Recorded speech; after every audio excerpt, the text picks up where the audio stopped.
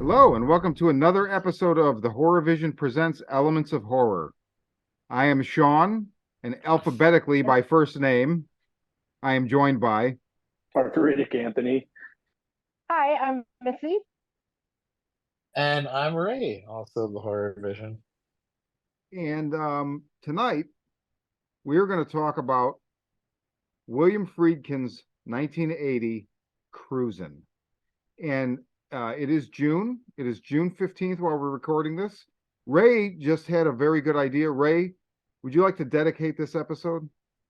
Oh yeah, I was saying I thought we should dedicate this episode to the memory of Kenneth Unger, filmmaker, author, occultist, who recently passed away. I think at like 95 or 85.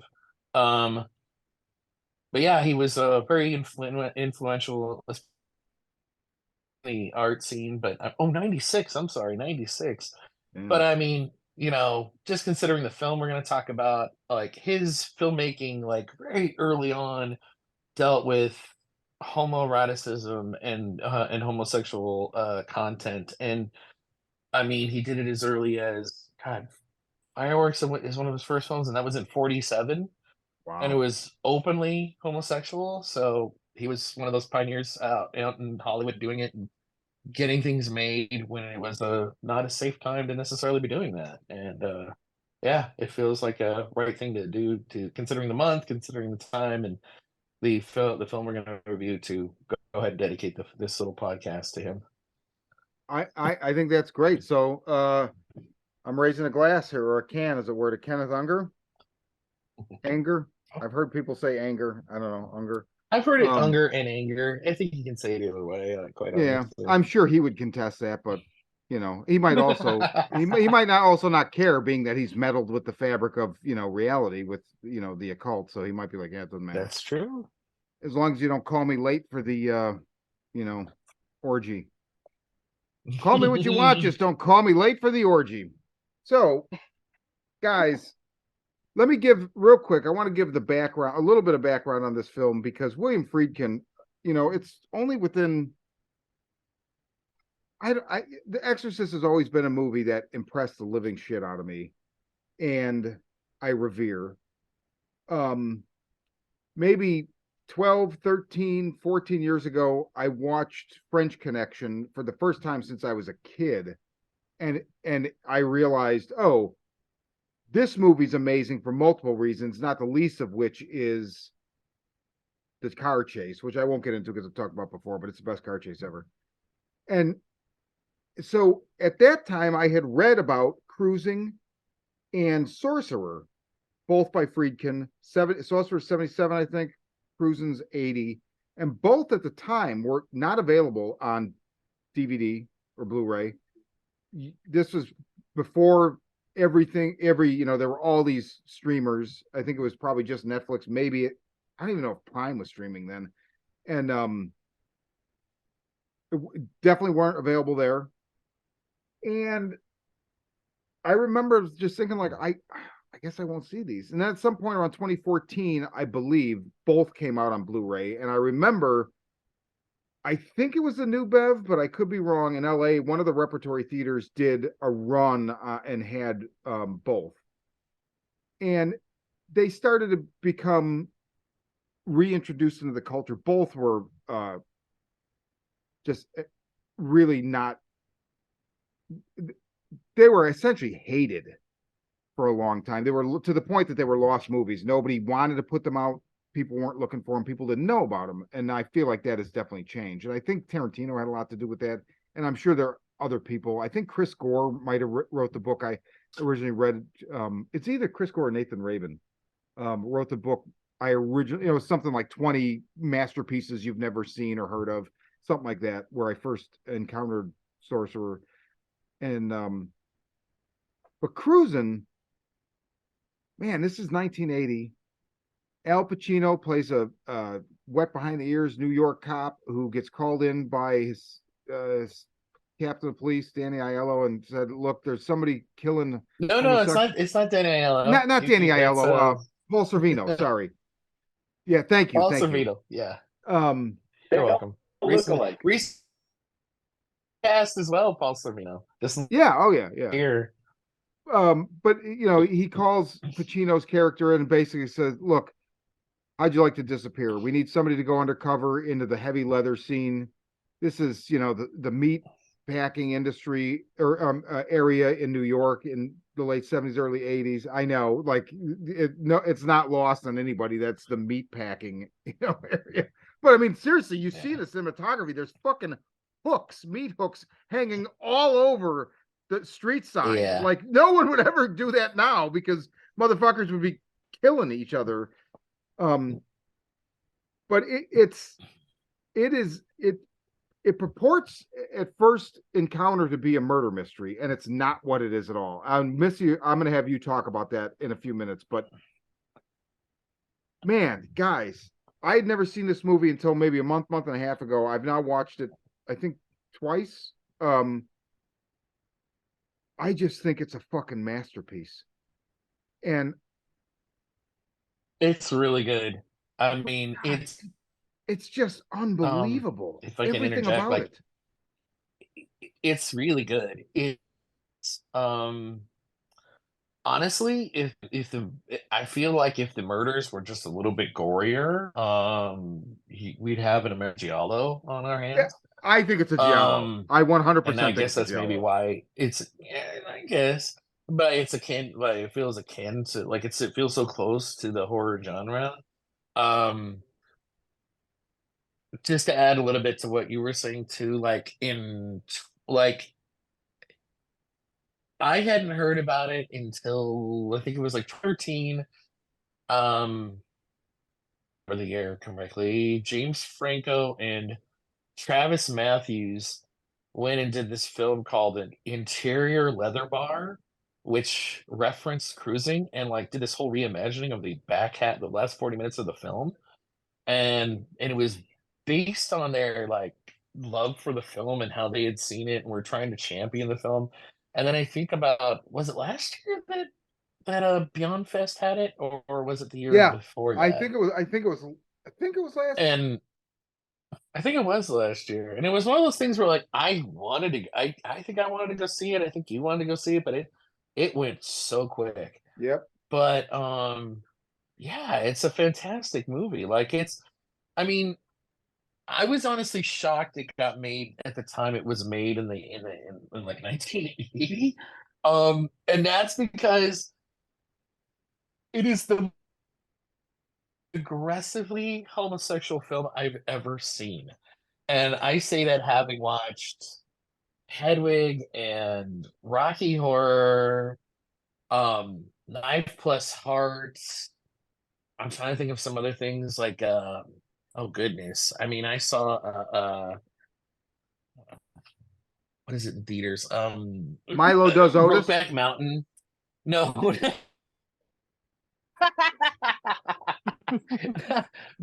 Brokeback Mountain, which literally has the scene where like before the two guys are going to do it for the first time in the film, the one dude spits in his hand, and you're like, oh, okay, I know what that's for. That's like, that feels like a starter film for getting someone ready for homosexual cinema, because this movie is aggressively homosexual. Like, it's impressive that they got the stars that they did to make it. It's impressive they got the director they did to make it. Like, it's just it's really crazy. Like, it's just this, what we see in the film and what takes place is wow. But I think that kudos to the filmmakers, kudos to the star. I mean, and the stars of the film, for being that brave to look at this material and go, this is a great story. It deserves to be made. It deserves to be made the way the way it needs to be told. We're gonna do it, and we're gonna convince Warner Brothers to release it. And That's the big you know shocker, what? really. That is shocking. It's shocking that it was, Warner Brothers' name is still attached to it. Like, holy shit! Like, just the fact they got that. I mean, I just am so shocked they got this movie made. Damn, the early '80s. I mean, this is coming off of a time, and I think maybe this is part of the reason that Friedkin felt like it needed to be made. Maybe even like he got the people who he had involved. I mean, Hollywood has famously had probably been more accepting of gay lifestyle than a lot of other industries because they've just known that, like, okay, this person is gay, that person's gay. Nobody says anything, nobody like outs anybody, but we're all just fine with it. You know, we all show up to work, we get our job done, and we go home. And maybe having seen like people like Harvey Milk come along and what happened in San Francisco, I forget the name of those riots that took place. But that was the start of it, and like this film feels like just another stepping stone, just another like attempt to be like, okay, we're, you know, as the chant used to be, we're here, we're queer, get used to it, and we're gonna be in films. They're gonna make films, and we're gonna have Well, those themes in them. So that's not what this is, though. But because there's no agenda, this is William Friedkin interested in a subject. It's William Friedkin interested in a subject, and William Friedkin only does reality. Like it's not a documentary, but that's true. he gets as close to it as possible. Now, okay, Yeah. so Missy, what did you say to me earlier today about this movie? What I said to you earlier was that it at first glance it looks like a murder mystery. It looks like you're watching a serial killer murder mystery, but it's not. It's much more about Al Pacino's character, um, John Forbes or Steve Burns. Um, it's about his descent down the rabbit hole and how it changes him, um, and he finds himself becoming a different person. Yeah, I mean, the killings and the investigation is there, but it's like it's not what it's about. And I kind of feel like you don't, at the end of the movie, you don't even know if the person they caught is actually the killer, the only killer, because you've got some other questions about what has happened to him. So I think it's more of a character study as he's like losing his grip on who he used to be and who he's becoming now. I think you're exactly right. Anthony, what would you say to that? To me, it's more like a cat and mouse. Well, I think the film's a tad sloppy as far as like uh, which route it wants you to take or route it wants you to take, and then it's not till like the cops finally get their shit together once the killer slips up, then it becomes a cat and mouse game, which is a little more entertaining to watch. Where you see the instances where like he's watching him from outside his window, he's peering at him through the park, and he's just like, "I got you, motherfucker." That's the only part where it finally kind of starts to take shape. But before that, much like Missy said, it is like a descent down the rabbit hole where you're watching this guy start to use illicit drugs, start to do all these things that are out of character, start to put himself in these very risque situations to where it's almost like maybe you could have called the cops in a little bit sooner. It kind of harkens me to that South Park episode. The guy goes like way over the line to catch these like pimps and stuff like that, and he poses as like a female prostitute. It's really bizarre and laughable. But anyway, Okay. it's I see it more as a film that needed more of a place to go. And I get the angles that they're working as far as what you want to take from it. But I think the reason why it did so poorly with audiences back then in '90, because it didn't do well. I think it had like $11 million budget, and it came 80. back with 19. So it just, I'm sorry. Oh, I think you said 90. It was 80. I'm sorry. Yeah, 1980. That's okay. 1980. $11 million comes back with was it $19 million, I think it made. So it just barely made its money back and then some. But it did very poorly with audiences just because things weren't clearly defined as where they needed to go. And it wasn't until close to the third act when like the police finally get their shit together that you finally stop paying attention to all these other loose ends and focus on, you know, a more straightforward storyline. That, how do I say it? It almost makes like the first and middle portion of the film throwaway, because it gives you all these loose ends. Like, I'm wondering what's going on with these two, you know, these two cops that are hassling people, all this other different stuff. And I get it. That's the whodunit part that's supposed to be, you know, more attractive. But for some reason, it just doesn't pull together well. And I have to take a step back and say, okay, now this isn't a straightforward film, and I really do need to look at where I take it, basically, because I feel like at the end, it ultimately is what you took away from the film, not what's being perceived. Like, does he walk away and everything's squeaky clean? He's, you know, he made detective and all this other stuff, or did he become the killer? And it's all these little things that kind of flip flop around here and there that don't give you a straightforward answer, that make you have to make that decision. And unfortunately, there really aren't a lot of places you can go to, with the exception of like YouTube, and say, hey, this ending explained, where you're going to get a you know, a straightforward answer. So I'm sorry, this answer is a little confusing, but much like the film, that's kind of what I have to go on.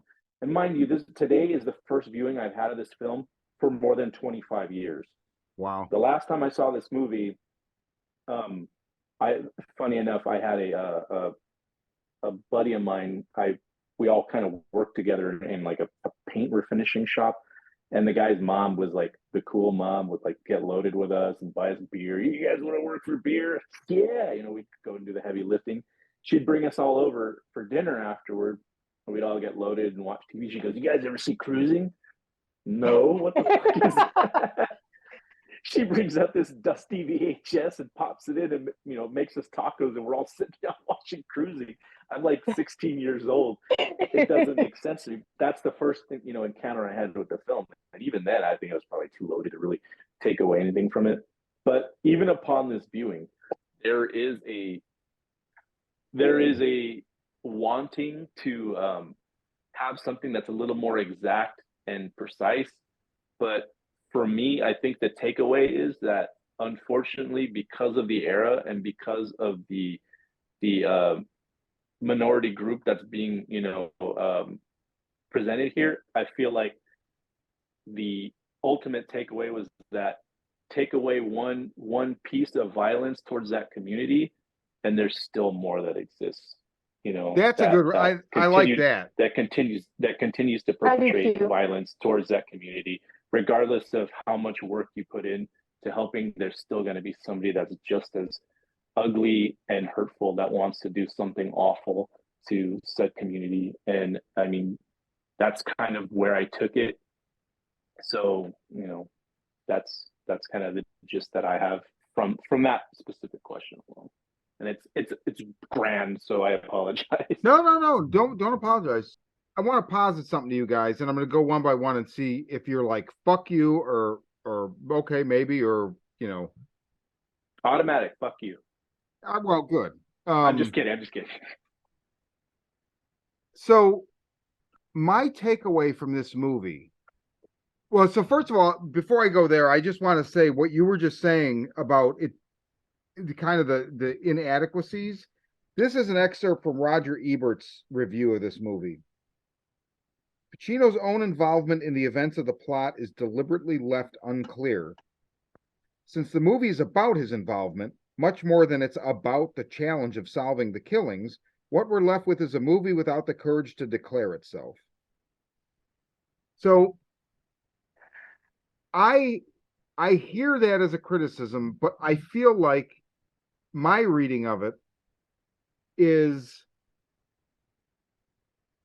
it's very the first time you watch this movie, you think that, I mean, or I did, I thought he was, because of this, he's questioning his sexuality, right? We see it with his relationship, right? Where it's like it goes from tender to kind of rough, and then to they're on the outs, and then at the end they're back together again, but it's a little weird. And just there's contemplative moments. There's just this is definitely, he even says to Danny Aiello at one point, I can't do this, it's affecting me. Not Danny Aiello. No, Paul I keep Sorvino. doing this. Paul Sorvino. God damn it. If the Danny Aiello or Paul Sorvino, if you're listening, I'll give you my address. No, I'm not gonna do that. Never mind. Anyway, Well, Paul's Sorvino. dead, so good luck. Yeah, that's right. Well, Mira Sorvino can kick my ass. She's in a bunch of fucking badass roles, right? Avenge Your Father. No, so he even says to Paul Sorvino at some point, like, I can't do this. It's affecting me, blah, blah, blah. I don't think he's questioning his sexuality, or at least I don't think that's the only thing he's questioning.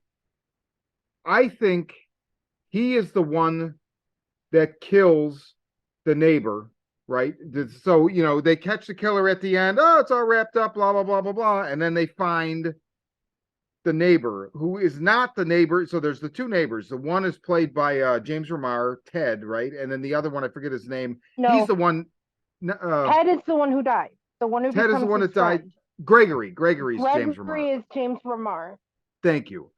So he gets in an fame. altercation with Gregory, but ultimately that's not the one who dies. And like everything else in this movie, the first thing you think is like, oh, did Gregory kill Ted? No. Pacino did, because he squared off with Gregory and it didn't go the right way. Ted was an easy target. He found either a bloodlust, or he found that he was questioning his sexuality and he wanted to kill somebody because of it. I'm not sure which. I was convinced he was becoming the killer. I'm not even sure that he doesn't commit one of the earlier killings. They do a funny thing where the killer, the first killing and several subsequent killings, he sings, "Who's here? I'm here. We're here," whatever it is. Mm-hmm. Pacino, that information is never on screen given to Pacino. It's given from the transvestite informant to one of the cops, who we then see talking to Pacino at some point, but we never see him get that information. So I was like, okay, so was he the one singing? But no, that's definitely not the case. They do so many fucking things with identity in this movie. It's insane. And I'll get back to that in a minute. There's some casting stuff, but so I know, what do you guys think? I'm gonna start with Ray. Do you think I've just totally lost the plot and that I'm completely wrong? Do you think, I don't know, what's your read on it? Do you think possibly he is a killer?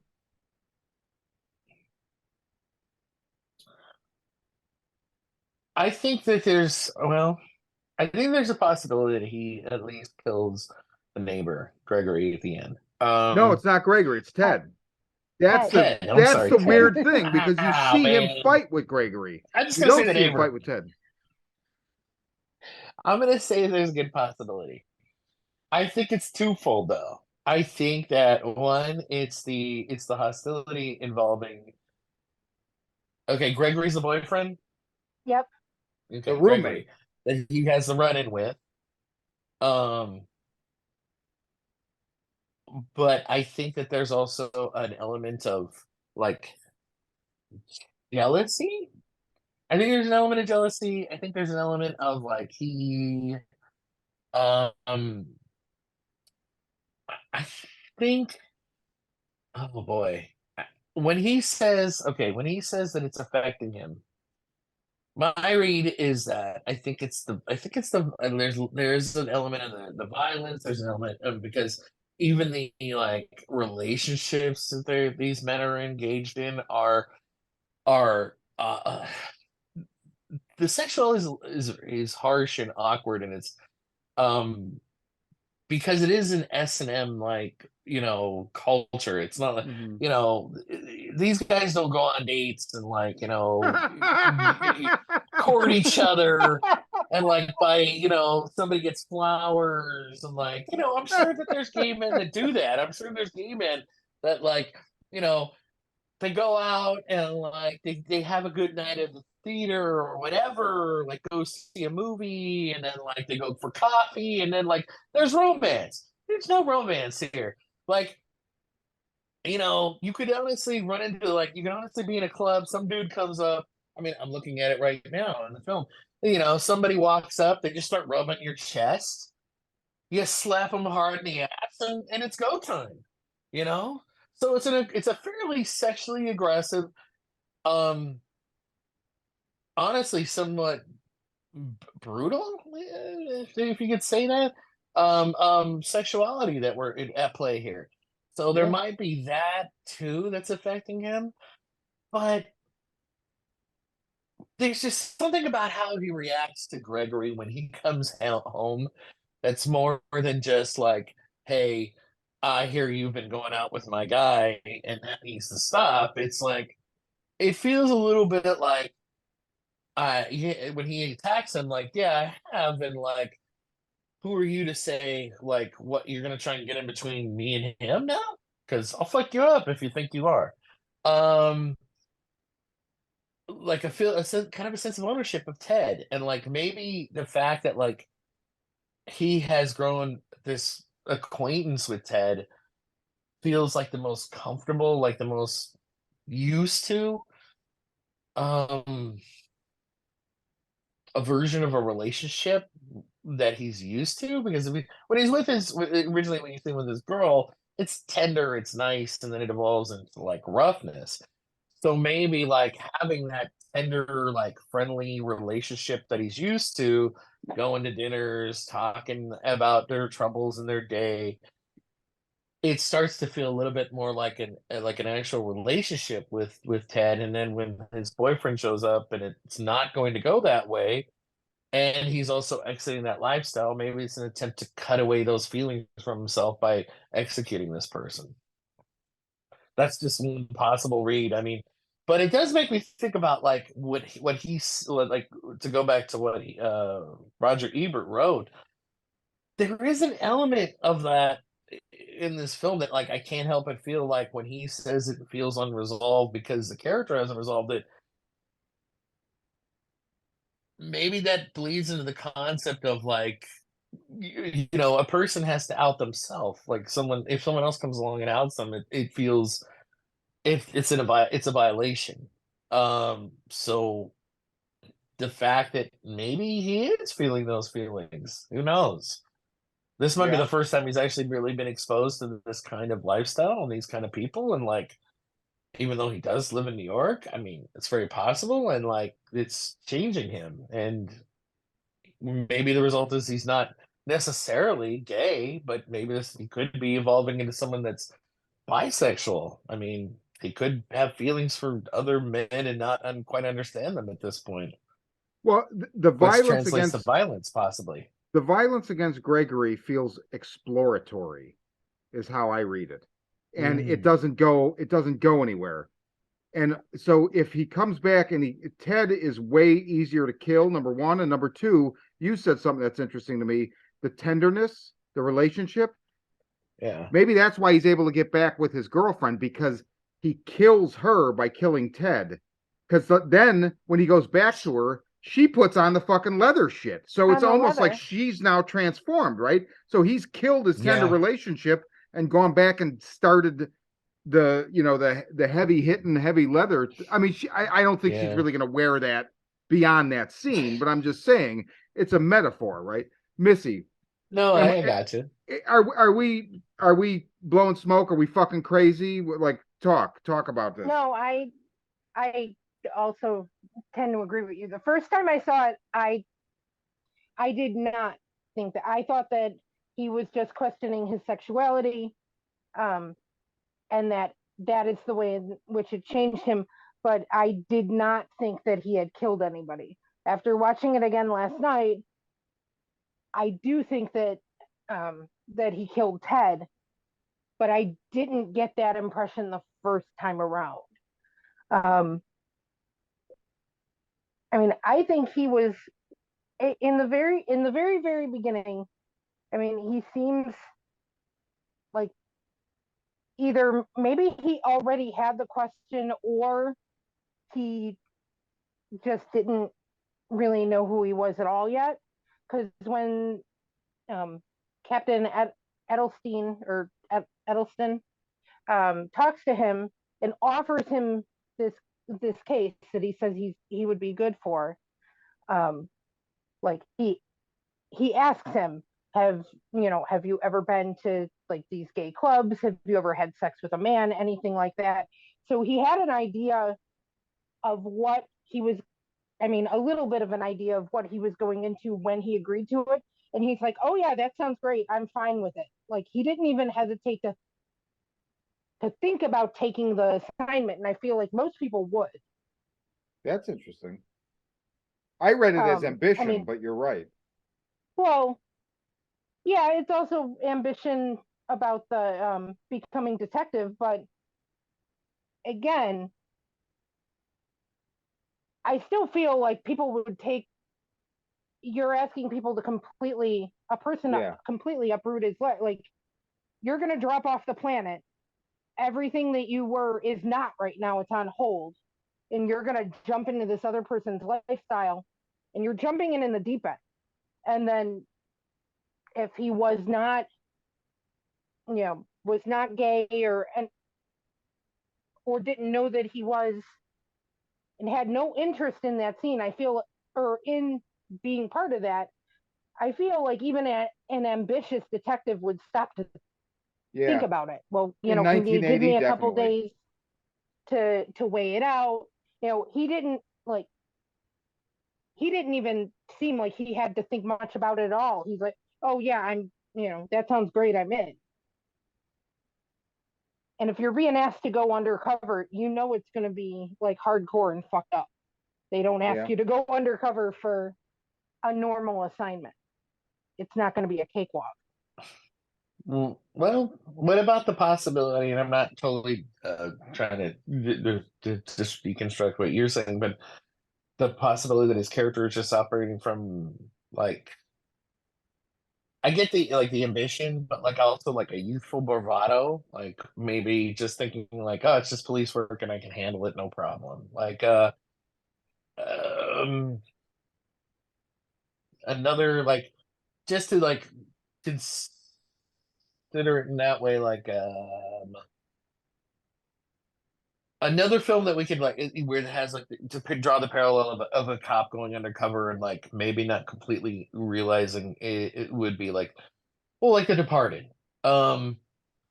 because he kind of jumps at that opportunity, he goes for it, and then we see him like after a while, like years down the line, like I don't know how long he's undercover in that film for. It's quite a while, but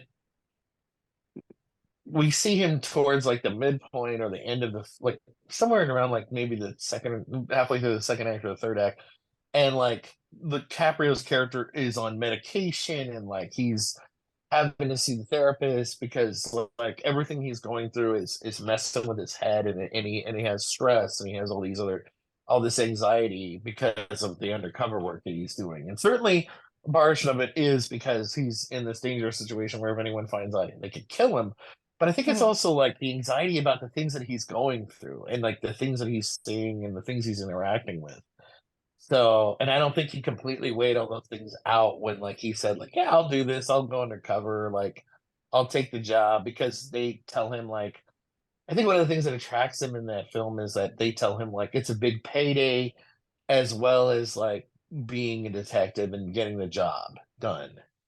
And like, I Right. think he thinks, like, it's a cheat. It's a better Edelson goal. doesn't tell him that in this movie, though. There's nothing. He doesn't dress it up at all. I No, mean, he Yeah, doesn't. it's just you're gonna go undercover and like you're gonna you're gonna just disappear. report to me and it's gonna is it gonna be cash only? It's cash up front because he's even off the books as Yeah, far as like his pay. yeah, because Yeah, they don't want anybody to know, so they don't have any kind of a leak, right? But He yeah, doesn't but dress he'll it up make at all. There's I, detective. Go ahead, Missy. I still feel like, especially in the 80s, though, Yeah, if you told most, uh, a young 20 something male detective or male cop in the 80s trying to make detective, hey, we're going to put you undercover. And, if you're going undercover to be a gangster, I feel like they're going to be people are going to have more hesitation about, oh, you might have to, you're going to have to go to these leather clubs, and you might be having sex with random men, and like it's going to be more standoffish. There's a stigma that goes with it. I still think he'd have to.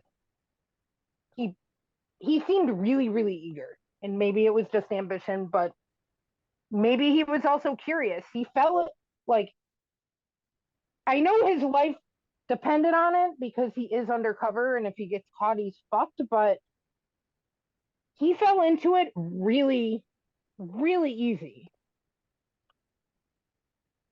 He like, and Anthony had called out earlier that he seemed like he kept putting himself in these extremely risque and just super fucked up situations Yeah. without, like I think he was I think he was curious, or was trying to figure out who he was. But in answer to your question, yes, I do think it's possible that it's probable that he killed Ted, and that when he says he's losing control, I think he's losing control of everything. It's Yeah, I both agree. things. I agree with that. I totally He agree. Anthony, definitely had, like, I think he does have an attraction to the violence too. yes. Which is part of the community too. Like it's inseparable. If that's your introduction to gay life, Jesus Christ, it's like that'd be like you're 12, Yeah. you're gonna go on your first date, and she's, takes you to a fucking A orgy. It's like, dominatrix, oh, yeah. whatever, yeah, Well, dominatrix. and like Hey. what Ray had called out, that they don't go on dates or anything. Something that like struck me right away is they feel like they're shopping. Oh, it's They're total shopping. Total right. shopping. I mean, and I thought the thing with the hankies was like just brilliant. Powers Booth. But they, like, not only is their scene violent and aggressive, but it feels like they're shopping, and I don't know. There's something really creepy about it. To answer your question, I don't think he killed him, and I think his reason for going over there that evening was to come clean, because he's getting ready to go lure the killer out. So, which means they're going to be parting ways. So, kind of like as a parting gift to that lifestyle, he's going to go come clean and tell him like, "Hey, I'm going to go do this for you." But in doing so, definitely oversteps his bounds, because he's become comfortable with this lifestyle, that he believes he can just intrude on normal people's relationships, and in turn, inadvertently causes a lover's quarrel that results in murder. And unfortunately, I think the takeaway from all this is, and this is how I see it, purely because by this point in the film, we're just kind of ramping toward the end now. Like it's already kind of cleaned up, very streamlined at this point. Like there's not a lot left to the imagination, because they've kind of done away with all of that by this point, because you already know who the killer is, and et cetera, et cetera.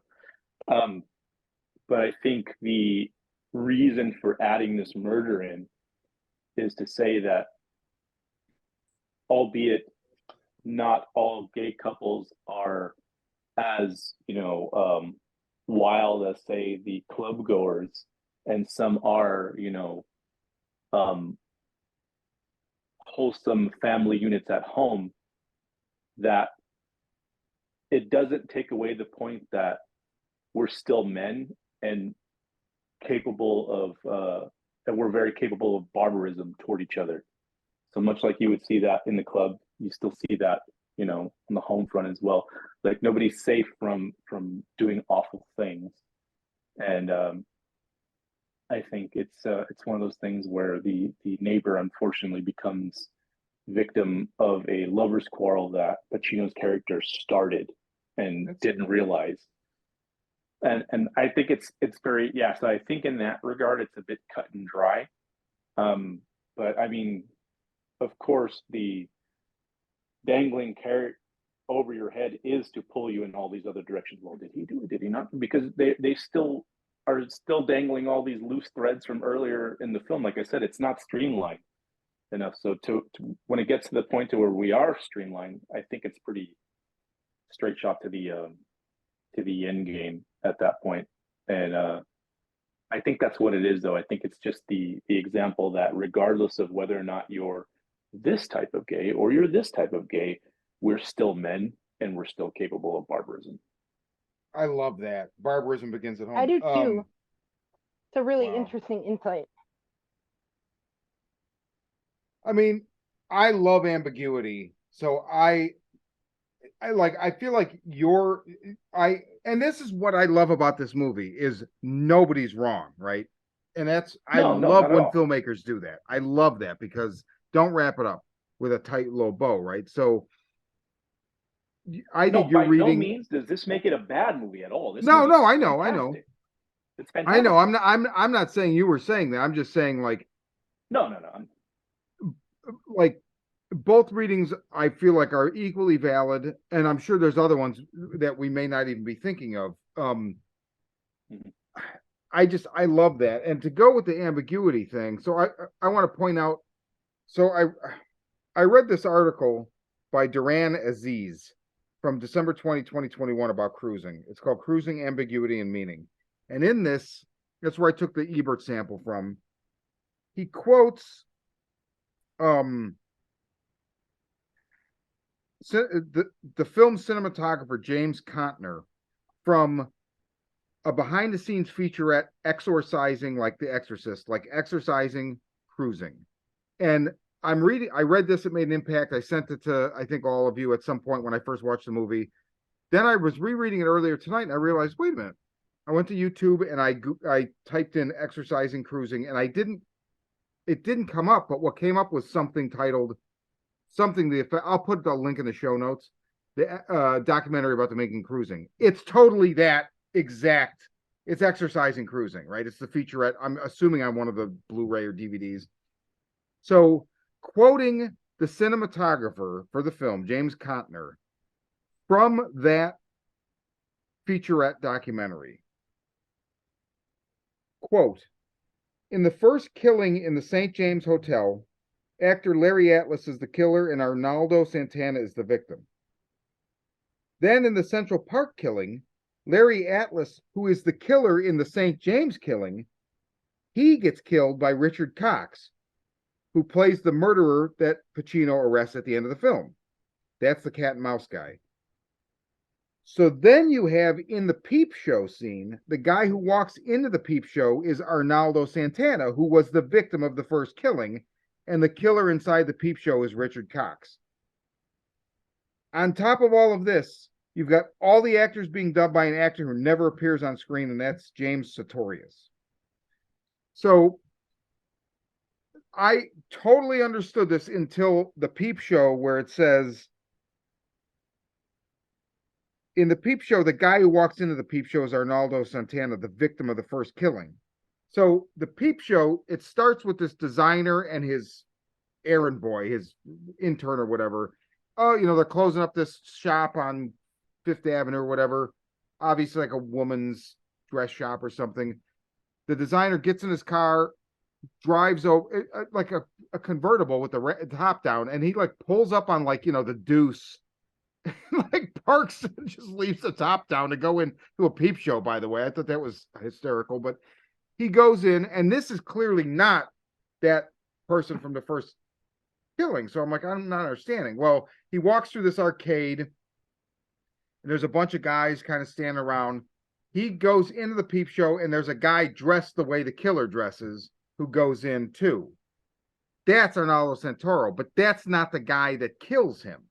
There's multiple people in that peep show, which is what confused me. So when I'm reading this in the article that's quoting it, I'm not understanding that. But when you watch this documentary, as the cinematographer is saying this, they're showing you from clips from the film what he's talking about. And it really underlines it. So there's this whole idea that fits both with my ambiguity theory and with Anthony's theory that like, which I also is prevalent regardless of whether you want a straight ahead answer or ambiguity, that regardless, the violence is, there's always going to be somebody that wants to visit violence on this community in 1980. I mean, still to this day, but especially there, right?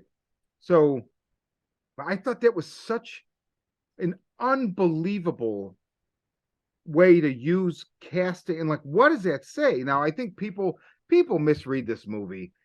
There's a whole thing about this movie. A lot of some of the outdoor shots are actually, they had to do all dialogue and sound and like ADR replacement, because there was, just off camera, there was crowds of the gay community in New York protesting this movie because they thought that it was, this major mainstream media, Warner Brothers and this big director, that were like exploiting. And it's not what it is. This documentary is fascinating. Friedkin read the book, because it's based on a book. I forget the author. I'll put it in the show notes. About this violence that was happening in this community, and he didn't feel like it fit with what he thought was really happening or something. So then Jerry Weintraub, the producer, like options it because he thought it was an important piece of literature, and then he talks to Friedkin about it, and Friedkin's like, I'm not really interested. And then he thought about it.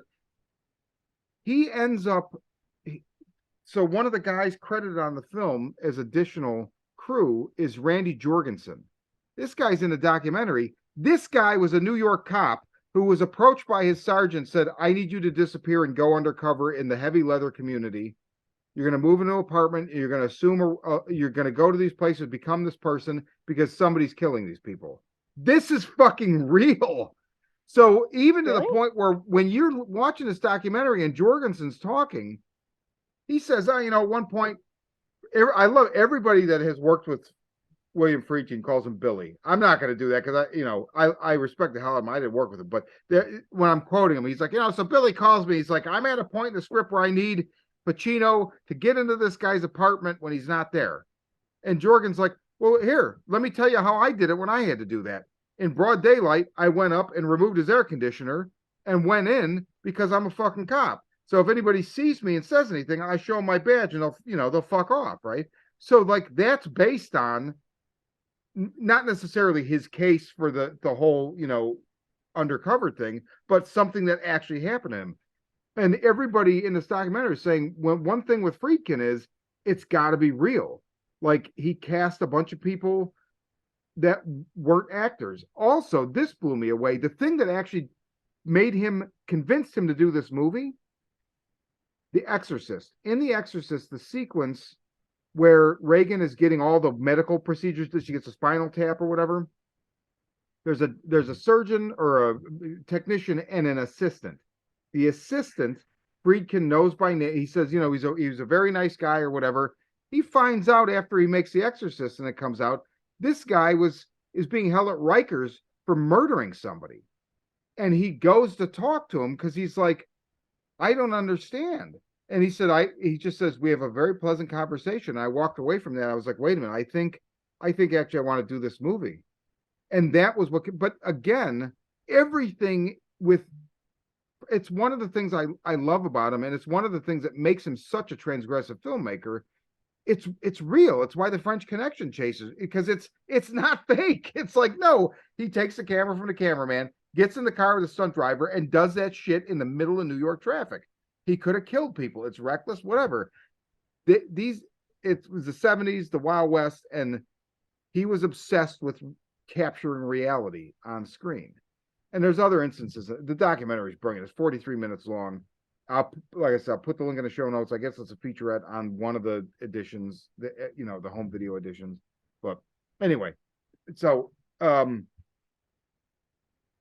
who's got what? Missy, Anthony, Ray? Sure. Yeah, another thing that the gay community was kind of against at the time was like you said, they thought that it was promoting the slut culture of the gay community at the time, which, it wasn't an accurate portrayal. Of course, there was a portion of that, just like in any facet of sexuality. But the thing about the killer switching is that they said, and this is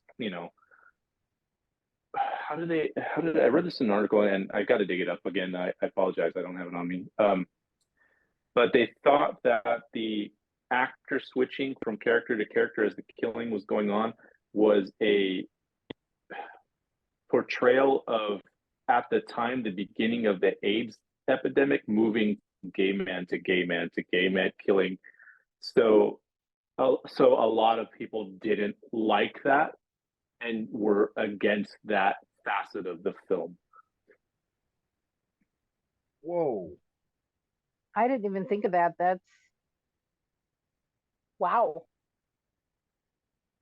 So it was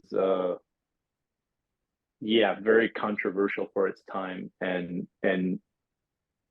got public outcry and ridicule for years to come afterward. The film was critically maligned by many, but especially amongst the gay community as a result of that, of those choices. Now, again, this is one of those things where you kind of take what you want from it, and I think it's an Right. interesting viewpoint of how to show killing to killing. But I that was definitely not my takeaway. But I remember when I read that, I was like, hold it. And I read this sometime back when, like, Is that accurate though? Because because I think it's not until like 80. Oh man, let me look at this.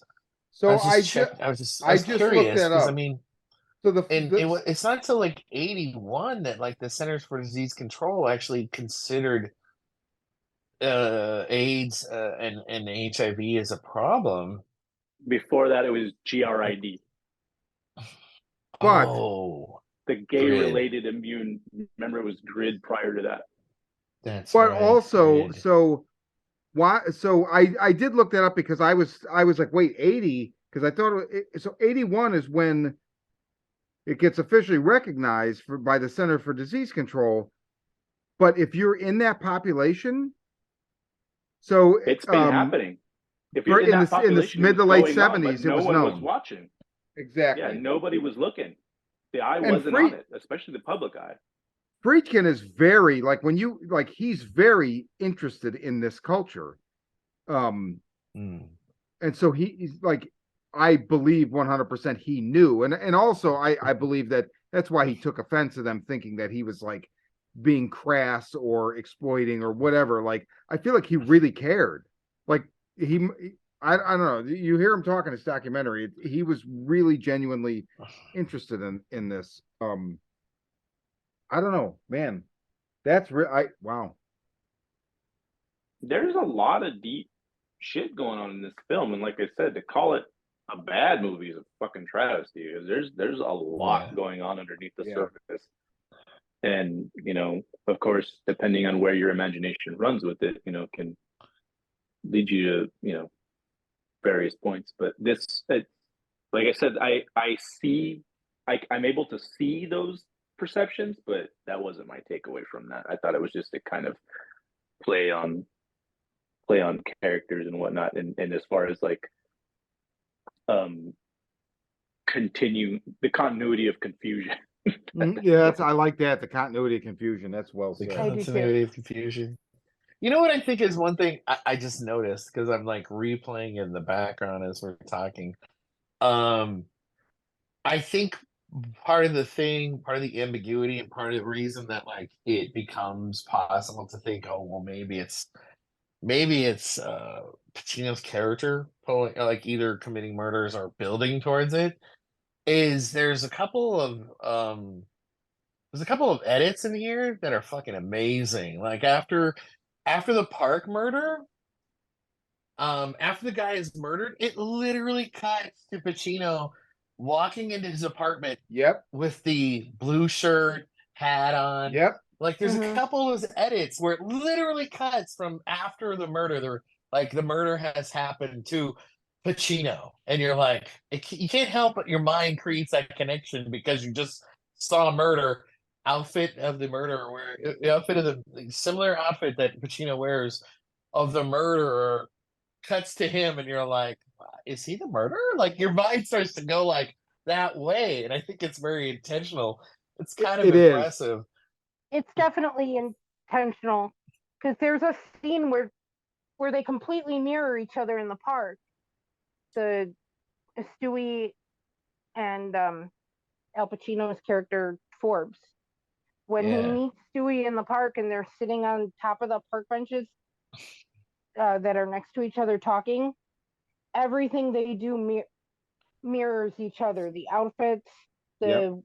the way they're sitting, the way they're smoking, everything. Until then, the camera moves and Pacino moves over to the other bench and comes into his scene. It's so fascinating. I literally had notes that say Pacino in the park follows actor into Central Park, cuts to the pool scene with Paul Sorvino. Second killing in the park could be Pacino. We have glimpse of killer wearing a cop hat, cuts to Pacino walking to Nancy's, dressed the same. Oh, I didn't catch that earlier. Yeah. It's so crazy because and this is like what a master filmmaker does is he gives you, so if we can coalesce everything we're talking about, you have a straight ahead narrative that Anthony has helped lay out for us. But then you have all these ambiguities things purposely arranged. You know, it's like when Missy and I talked about Yellow Jackets. The first time I watched the pilot for Yellow Jackets, I didn't get it the first time. The second time I realized, oh, they're showing us who the younger version and the older version are by the scene cuts from one and it goes immediately to the counterpart. They're telling us this is young Shauna. This is, you know what I mean?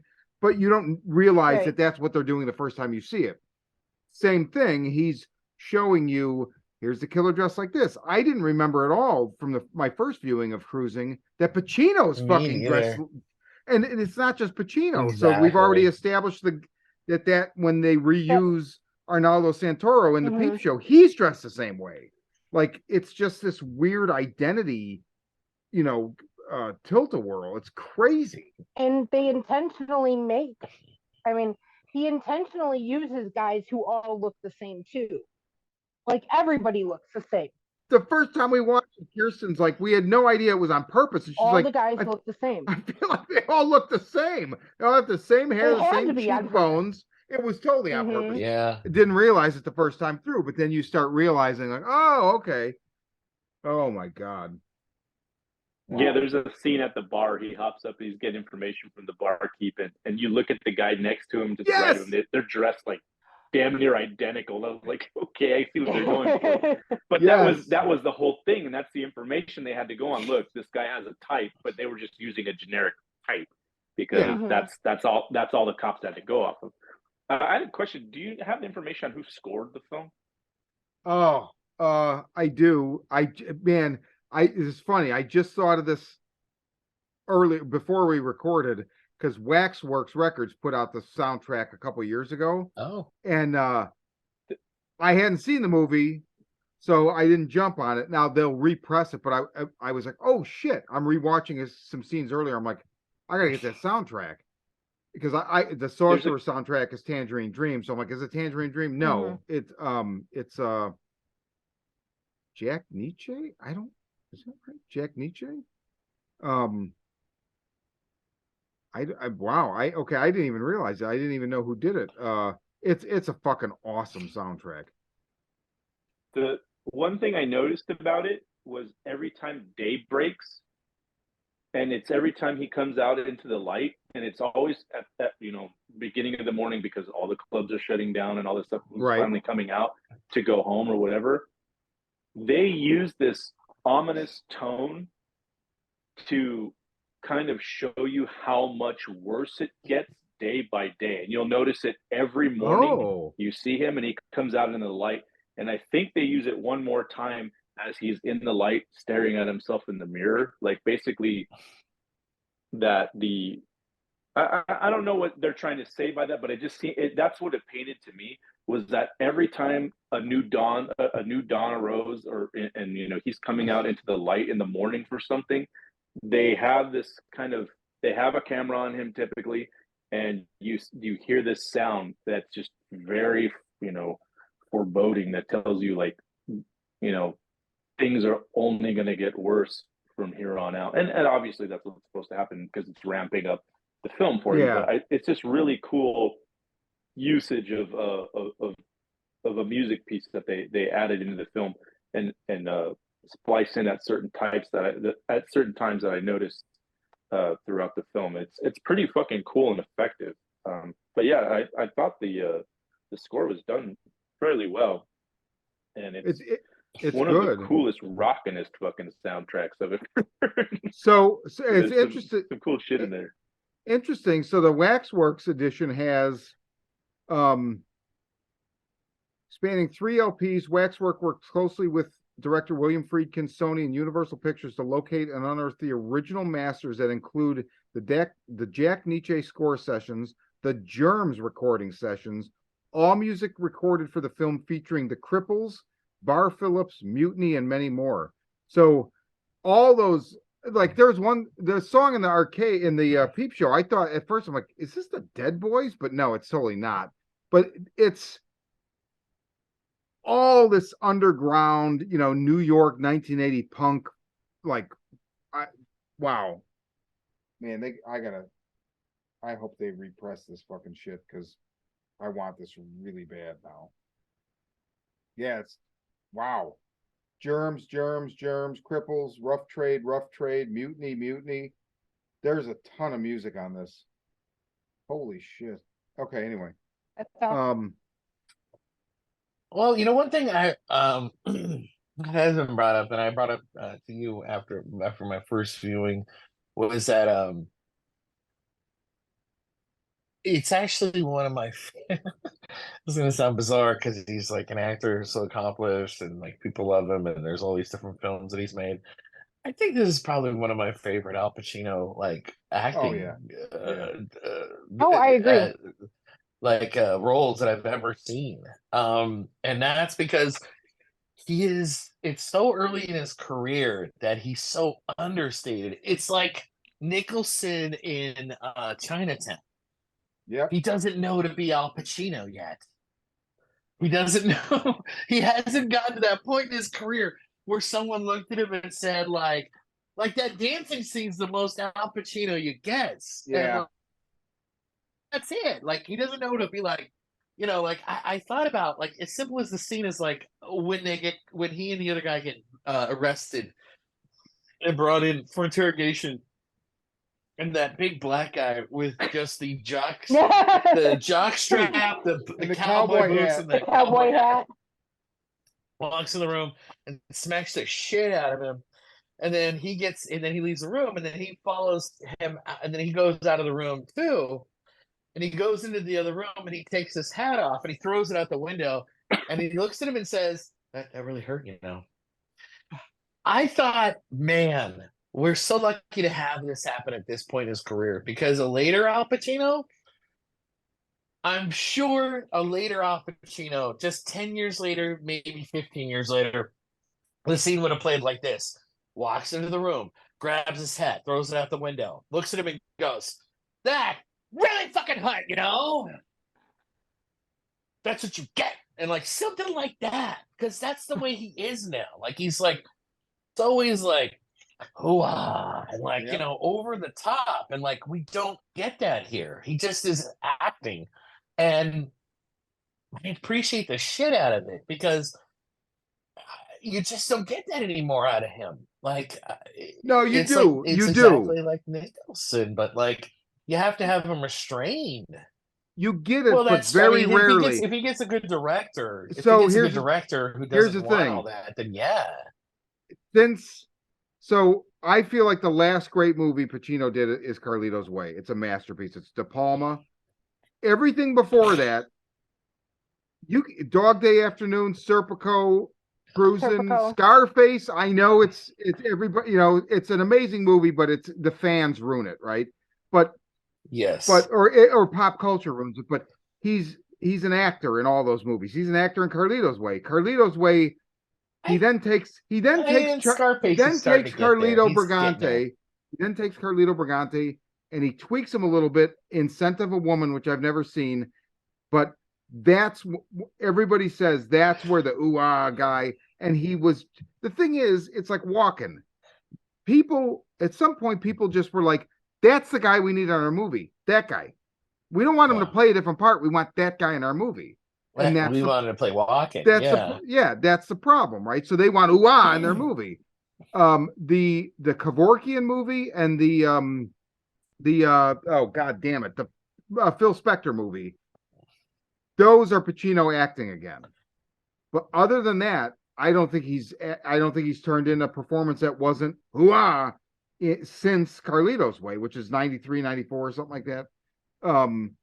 But he was a fucking amazing actor. Like, I watched this movie with Kirsten and she couldn't believe, because she had never seen, like, other than Scarface, she didn't know. She's like, oh my god. I'm like, I know. We got to watch Dog Day Afternoon. We got to watch Serpico. He was fucking fantastic.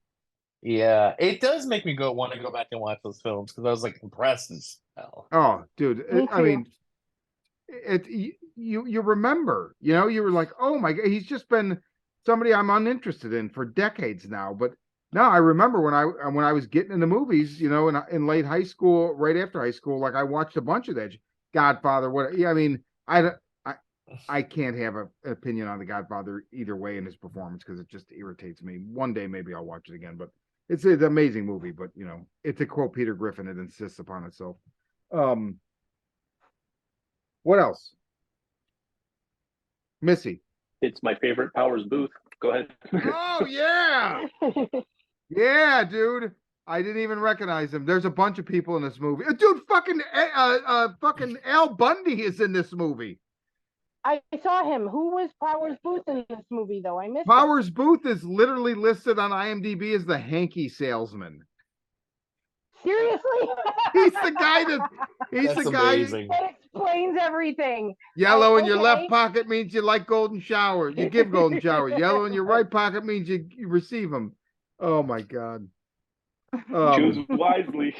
Dude, yeah, I know you'll make the right choice or whatever he says. Yeah. I totally didn't notice it was him. I was so focused on paying attention to what the hankies were for. Dude, I never would have noticed. Like, there's Curly Bill. Kirsten grabbed that one, right? She's like, that was a guy from Red Dawn. I'm like, who? And I backed up. I'm like, oh, it's fucking Cy Tolliver from Deadwood, because that's what I know him as. Right. I'll always love him as Curly Bill from Tombstone. It's like one of my favorite films of all time. That's just one of those performances from that dude who can act his fucking ass off. It's just funny to see him in here with a one-liner. I was like, what the fuck? I'm sorry. Well, it was a pretty long. No. Fucking Maniac. Yeah, Joe Spinell. Joe Spinell. And Mike Starr is the other bad cop, the guy that he's in everything, but the thing I always think of him in, he's the guy in Tim Burton's Ed Wood that makes Glenda, where Ed Wood's like, I think I could really do this movie, and he's like, moron, nobody cares about, whatever. He's like eating a sandwich, yelling at him, but he's in a ton of shit. I mean, so much shit. Okay, yeah. But I love Joe Spinell. Oh, dude, and his inclusion. He's so perfect. He's so fucking greedy. Good God. Maniac was also released in 80, so you got to see him again on screen. Yeah. Who was the other guy? What was his partner's name again? The actor's Mike Starr. I didn't know it off the top of my head. I look it up. He's one of those guys where it's like, what the fuck do I know this guy from? Right. And he. Oh my god, I know him. Dumb and Dumber. Okay, Dumb and Dumber, the guy that took the heart pills. I only saw that movie once. I only suffered through it once. I'll never watch it again. Yeah, I don't ridiculous. Like mainstream comedies any better than Sean does. I'm probably worse. I was really amazed by how much they showed in this movie, especially being that it was 1980. Yeah. Anthony was telling us before we started recording that when this film came out, it was rated X or NC-17 or something. Yeah, they were pushing for rated X. And now when you watch it on HBO, it comes up as R, not NC-17. Yeah. But it's very graphic. Very graphic.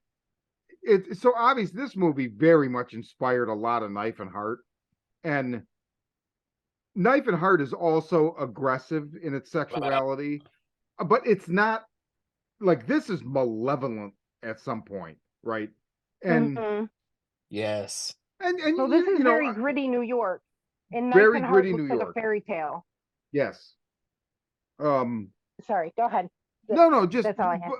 but just that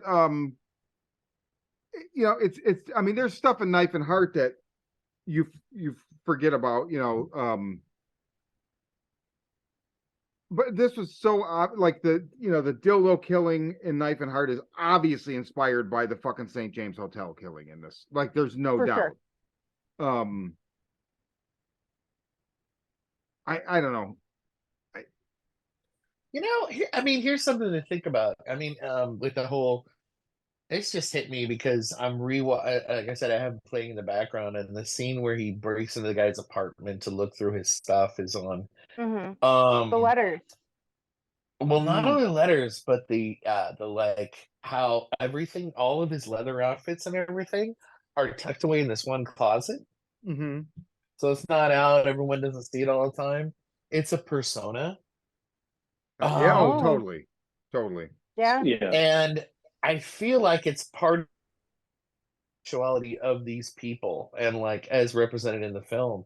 So maybe that's part of the motivation of the killings too, is that like in the same way that we have this killer who at the end the answer seems to be the the weird disconnected relationship with the dead father and a repression of his own sexuality, but like all of the all of the characters we see in the film, all these men, like it's an outfit, it's a night out, and then like we see that we not only see this student who he follows around convinced he's the killer, we see like the guy who's at his the fashion or the designer or the owner of the business who's at his leaving his business, and there's no hint of like who he is outside of that business, that like he's part of the scene. And like there's the whole scene where the two cops, one of them being Al Bundy,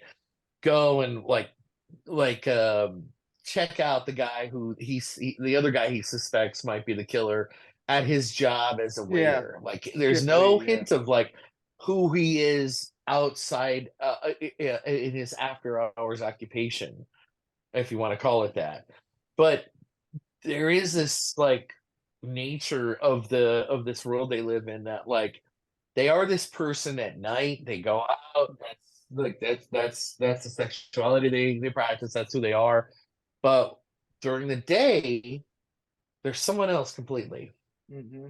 and they don't traffic in being that person to their friends, the people they know, like on like a normal basis. Does that make sense? Like, Oh, Yeah, for sure. 100%. yeah. 100%. You're like, nobody here is going to contest that. And that's the whole thing about this scene is in 1980, it's dangerous to be gay, right? And you know what? I didn't think about this before, but like that whole scene where like, because he breaks into the guy's apartment, and then there's that creepy moment where like, and I often wonder like, what is the motivation what is Al Pacino's character doing? I don't understand it. Where he's standing outside the window and the guy realizes, Oh, oh, love it. my fan isn't working. And then he connects eyes with Pacino's character, and Pacino's like, yeah, yeah. Like, This is where the cat and mouse comes in now. He's like, I've got you. You know, Mhm. is it Yeah. this is like Isn't that yeah. like, That's I what it know who is. you are and I'm gonna expose you? Or is it Uh-huh. that this guy interprets like this guy is stalking me and just thinks like, instead of it being a cop or something, that it's just another gay man who's stalking him, and he's like, I can't afford to have him expose me. I can't afford to have him, like, because he finds a closet, he sees that his things have gone through, that his letters have been gone through, and maybe it's just that like the reason he goes after Pacino that night and possibly to kill him is that like he can't be exposed. He doesn't want like Pacino's character to possibly like invade on his life and show everyone who he is. out him, as it were. You're 100% correct. Like, I don't think he necessarily thinks he's a cop, but the community is policing itself, right? But also of note, when they do get down to brass tacks in that scene, Pacino takes off his fucking pants and then he's like, take them off. I want to see the world or whatever. And here's the thing where I think hips or lips. Hips, yeah. And here's the thing where I think it shores up the idea of him being awakened to this violence, right? He fucking just pulls a knife out and stabs him. Like, there's no like scuffle, there's no I'm a cop, he fucking just stabs him because he wants to fucking stab him. And he knows it's a free lunch. Mm-hmm. He's a cop. He could have, at that point, he could have pulled his gun. We never even see him carry it. No, he wants to stab him. So that says a lot.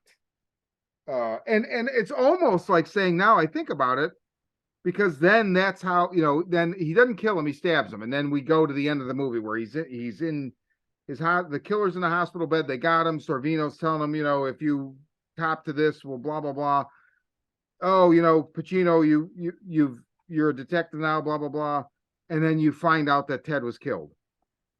It's almost like the torch has passed. Like Pacino has said, I know who you are to the killer, and fuck you, I'm taking over. Takes him out of, sacrificial lamb, offers him up to the police, boom, and then, whatever. But, man, goddamn, fucking movie's so fucking good. Fuck.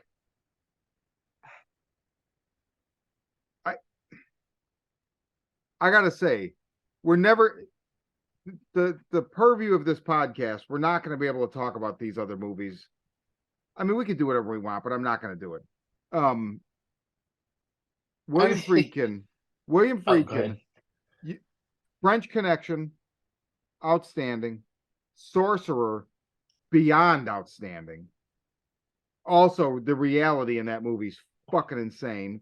Insane. That bridge was insane. It's insane. I thought that had to be a set until you told me it wasn't. Like, I can't imagine them actually filming that. Scheider said, I was convinced he was trying to kill me. And to a lesser degree, also outstanding, but you gotta deal with William Peterson, To Live and Die in LA as well, which is a Friedkin movie from, I think, 84. It's one of Willem Dafoe's first major roles. Like, there's an insane chase on, I think it's the 110 against traffic, but it's not real. It's choreographed, right? It's not like French Connection where it's just like, we might die. But it's still a great movie, except for William Peterson's fucking terrible. He's not terrible. He's got another great one called Jade. I've never seen that. Jade before. I gotta see that. Jade's fantastic. It's got that redhead guy. He was like some famous cop drama in the 90s. I can't remember his name offhand. Oh, Caruso. But I think it started like Caruso. I think it's Linda Fiorentino. From NYPD Blue. Yeah, I think so. And then I think Chaz Palminteri. It's got a really good cast, and it's another really solid erotic thriller. Heavy on the sex, heavy on the blood. There's a lot of really cool shit that happens in the movie. I strongly recommend it if you can find that one. Michael Biehn is in it. Holy shit! Is it on anything that? I have it on Blu-ray. I don't know. It's right. You can rent it for $2.89 on Prime Video. So I'll be renting that shit this weekend because I'm really in a Friedkin mood. But yeah, Jade is an excellent, violent, erotic thriller. I highly recommend that one too. It's one of the later Friedkins. It's good shit though. Okay, for sure. A couple things. One, To Live and Die in LA is going to get released on Blu-ray and what is it called? HD. In a month. Yeah, finally. 2 random facts.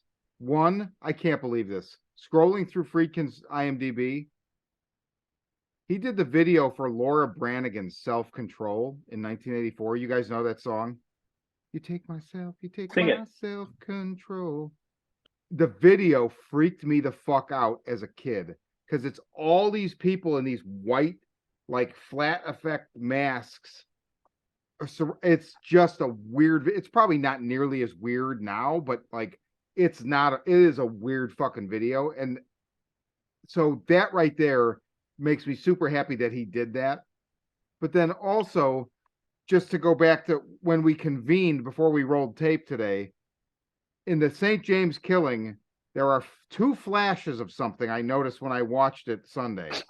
And I went through this like a kid trying to find, boob in a single frame of a fucking movie. And there are two flashes of very graphic penetration. I mean, I'll hide a link to to that image somewhere, or I'll hide the image in the YouTube version of this episode somewhere. Like Missy pointed out, it's almost like it's almost like Tyler Durden and his, the cock. It's a little bit. It's not one frame. It's a couple frames because it lingers. It's exactly The Exorcist. The fucking that weird skull. Whatever. Yeah, it's that length. So you see it, but you don't know that you see it the first time you saw it because you're too focused on the story. The second time you see it, you're like, wait, what was that? Well, I was thinking about the killings and how the killer keeps shifting throughout the film, and also the concept of like how they're this person during these hours and they're not that person later on, and there's that whole there's that thing that the killer keeps saying of like, you made me do this, you made me do this. Metaphorically, maybe it's coming to full term with their sexuality. Because they are repressed, because they are like, they're not this person all the time. So when pushed to the almost to the limit of the sexuality, or it's almost total confirmation of it, that like it becomes a, well, I want to kill this part of myself, so I'll kill you instead. So it could be like an expression of like self-hatred. No, that's I think that's probably very spot on. I mean, there's so many layers here. Let's do closing thoughts. Missy? I was just very impressed with Al Pacino's performance, and anybody who likes William Friedkin's movies, if you're, be willing to, you're going to see a lot of graphic gay S&M images, but as long as you're open-minded, like, it's definitely worth checking out. I thought it was a really, really good film. Yeah, don't watch this with your mom unless you're Anthony's friend from when he was 16 whose mom put this on. She was hot. Well, watch this movie, but be careful who you watch it with, because this is transgressive fucking cinema. It was in 1980, and it still is going to be now to some degree, less so, right? Because it's influence shit. But it's still very aggressive. And yes, and it pushes some fucking. I mean, I still can't believe it. It's 1980. I just can't believe it. Yeah, it shocks me too. It incredibly shocks me. But yeah, it's so worth a watch. I'm not even like a huge Friedkin fan. I think I only have seen The Exorcist once, and it was at your place, and I was kind of very underwhelmed. I guess maybe I should give it another watch. But man, this movie plays so well. It's so well constructed. It's so well acted. It's just so impressive, and it just demands to be watched. Yeah. But yeah, I mean, the subject matter isn't something that like people are still comfortable with, and like it's I think, like you said, like, depending on who if you have a friend and that friend can sit through some weird films with, great, check this out with them. if you got a friend and he's like, only checking out like Marvel movies or like latest Fast and Furious, this isn't Yeah, for don't tell him him. this. This Or isn't just for be, him. or just be like, no, it's a lot like Ant-Man. You'll love it. Trust me. It's like Ant-Man. You'll dig it. If you've got that friend that you don't want to talk to anymore, but you don't want to tell him to fuck off, there you go. He won't call you anymore. Sure, make him feel awkward. Yeah, Hell, there you sit go. next to him, make him feel awkward, put a hand on his knee. Yes. Yes. Oh, that's amazing. Anthony, closing thoughts? If you want to see Friedkin's influences drawn from Giallo from the 70s, brought into the 80s with a current topical discussion of its time and a portrayal of a gritty New York that doesn't exist anymore. Much like I've said about the second Blade Runner film, how we were able to get another peek into a world that just isn't, it's not there, but it's this dark, scary place that you're glad you get a chance to go back and visit again just to see that it does still exist. Much like a rewatch of The Warriors or something else, that pulp or that gritty for its time, like it's this perfect time capsule of something that is no longer, that is fully immersive and at times very terrifying and menacing. And there's a lot to take home from it. There's a lot to unpack. There's a lot of different roads you can take by the end of the film. It is a solid Friedkin film that is very much worthy of your time and your patience.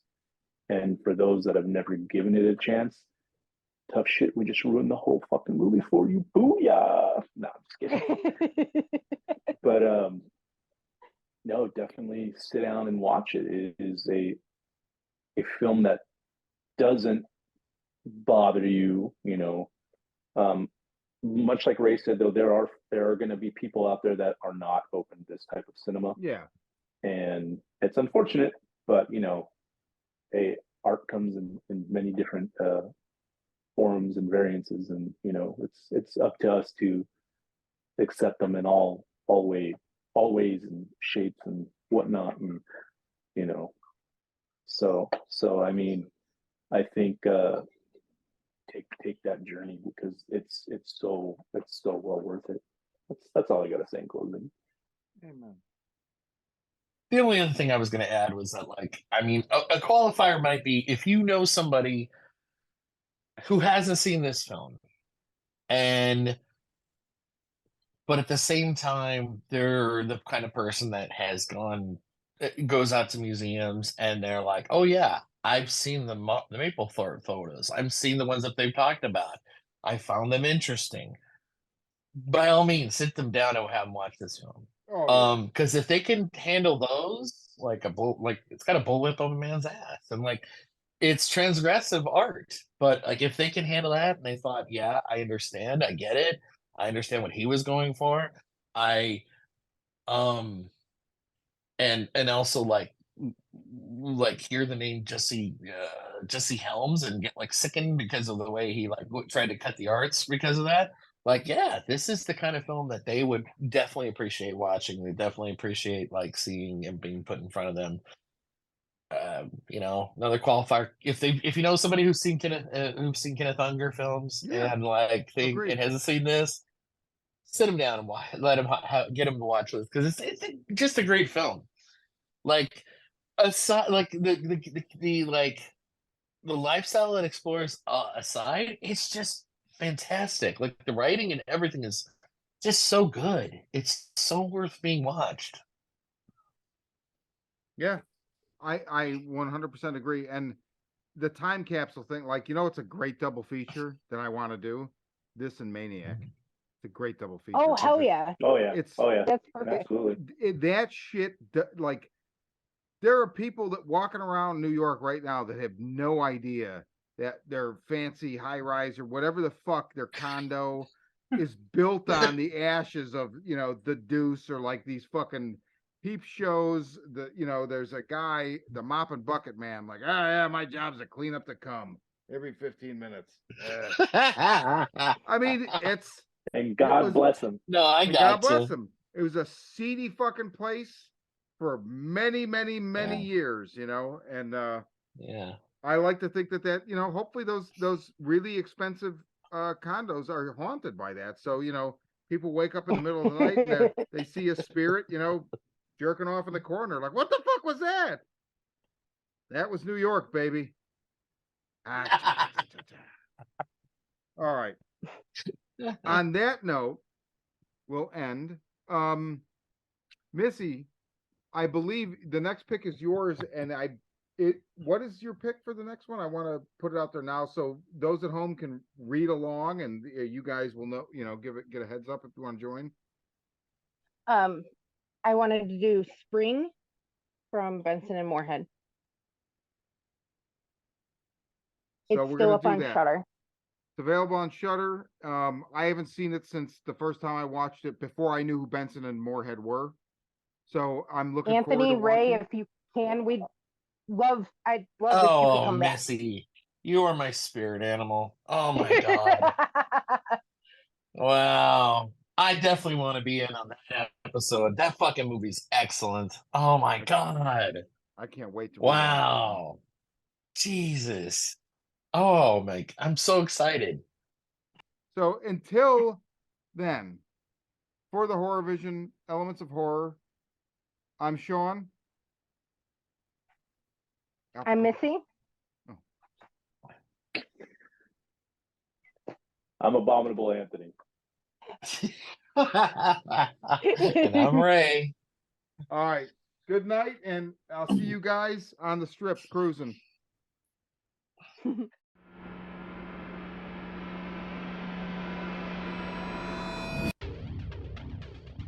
A pandemic of violence floods the streets of major cities as cases of the media-dubbed murder virus, MV20, soar, causing those infected to go on killing sprees.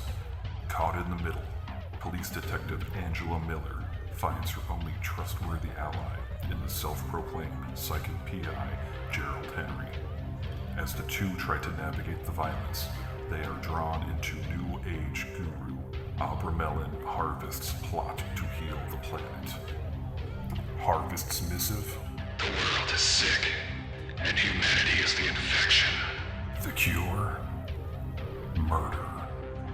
From the twisted mind of Sean C. Baker, author of A Collection of Desires and Shadowplay in Book 1, Kim and Jesse, comes his most vicious novel yet, Murder Virus. Available where books are sold.